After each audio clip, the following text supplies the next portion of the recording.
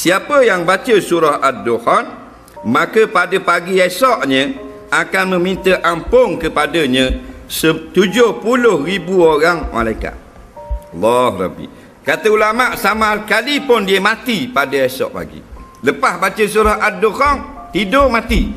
Esokkannya mayatnya diampun oleh 70,000 malaikat. Mana setiap seorang malaikat kata, ya Allah, ampunkanlah si fulan.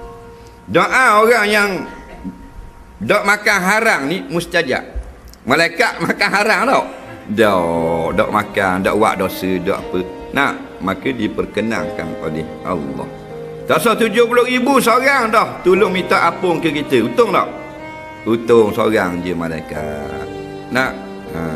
Seorang je malaikat tolong kata, ya Allah, ampunkan si fulan. Maka diampunkan oleh Allah. Apatah lagi 70,000 malaikat.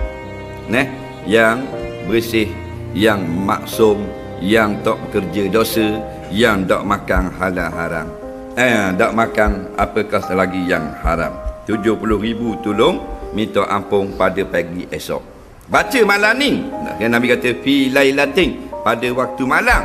Esoknya maka tu malaikat tolong minta ampun seramai 70,000 orang. Kemudian ada orang yang bertanya, kalau dibaca pada waktu siang, maka ulama menjawab, bukan hadis tapi mafhum daripada hadis, maka pada malamnya 70,000 malaikat pula tolong minta ampun. Kalau kita rasa kita banyak dosa, maka banyakkanlah cari kelebihan-kelebihan yang menyebabkan dosa kita diampunkan oleh Allah.